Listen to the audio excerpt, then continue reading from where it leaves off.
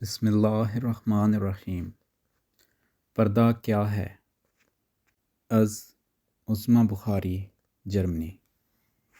پردہ کے لیے دنیا کی مختلف زبانوں میں جو بھی الفاظ استعمال ہوتے ہیں، ان سب میں مفہوم ڈھک کر یا چھپا کر رکھنے کا ہی پایا جاتا ہے۔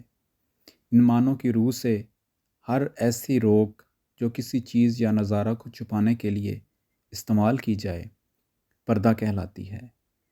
دنیا بھر میں کوئی ایسا انسان نہیں جو اس کی ضرورت اور افادیت سے انکار کرتا ہو۔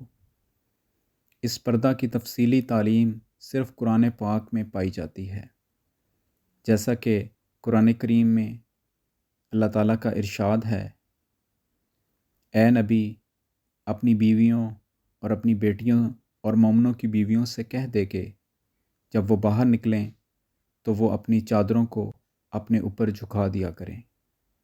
الاحزاب آیت 60۔ اگر ہم پردے کی اہمیت و افادیت کے متعلق اسلامی احکامات کا مطالعہ کریں تو بلا شبہ تمام دیگر مذاہب سے بڑھ کر پردہ کی ضرورت پر اسلام نے زور دیا ہے۔ ایک موقع پر حضرت صلی اللہ علیہ وآلہ وسلم نے حضرت ام سلمہ رضی اللہ تعالیٰ عنہا اور حضرت میمونہ رضی اللہ تعالیٰ عنہا کو ایک نابینا صحابی سے پردہ کا حکم دیا۔ جب انہوں نے عرض کی: یا رسول اللہ صلی اللہ علیہ وآلہ وسلم، وہ تو نابینا ہیں اور ہمیں نہیں دیکھ سکتے۔ اس پر حضرت صلی اللہ علیہ وآلہ وسلم نے فرمایا: کیا تم دونوں بھی نابینا ہو؟ مشکوٰۃ، کتاب الادب۔ عورتوں کے ساتھ ساتھ مردوں کو بھی پردے کی نصیحت ہے۔ حضرت خلیفۃ المسیح الثانی رضی اللہ تعالیٰ عنہ فرماتے ہیں: پردہ چھوڑنے والا قرآن کی ہتک کرتا ہے، اور ایسے انسان سے ہمارا کیا تعلق؟ وہ ہمارا دشمن اور ہم اس کے دشمن، اور ہماری جماعت کے مردوں اور عورتوں کا فرض ہے کہ وہ ایسی احمدی عورتوں اور ایسے احمدی مردوں سے کوئی تعلق نہ رکھیں۔ الفضل، 27 جون 1958۔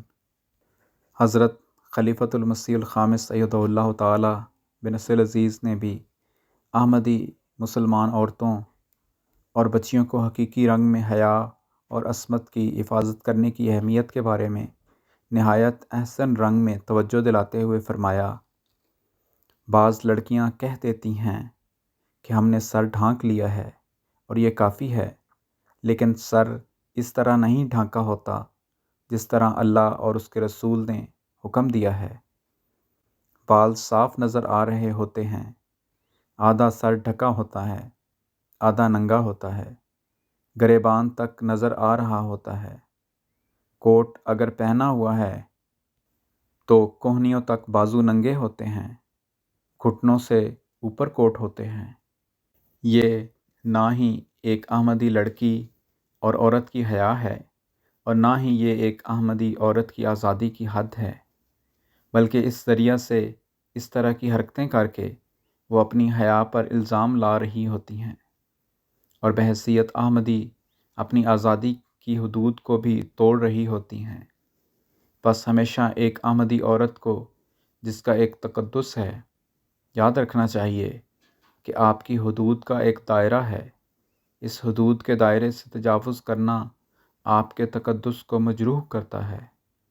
بس ہمیشہ ایک احمدی لڑکی، ایک احمدی عورت کو یاد رکھنا چاہیے کہ اس کا ایک تقدس ہے، اس کا ایک مقام ہے، جس کو قائم رکھنا ہر دوسری خواہش سے زیادہ ضروری ہے۔ اپنی عزت کی حفاظت اور اپنے خاندان کی عزت کی حفاظت ایک احمدی عورت اور لڑکی کے لیے سب سے زیادہ اہم چیز ہے اور ہونی چاہیے۔ ایک احمدی عورت اور بچی کی عصمت کی قیمت ہزاروں لاکھوں جواہرات سے زیادہ قیمتی ہے۔ کتاب پردہ، صفحہ 39۔ اللہ تعالی ہم سب کو پردہ کی اصل روح کو سمجھنے اور اس پر عمل پیرا ہونے کی توفیق عطا فرمائے۔ آمین۔ آواز بشارت محمود طاہر۔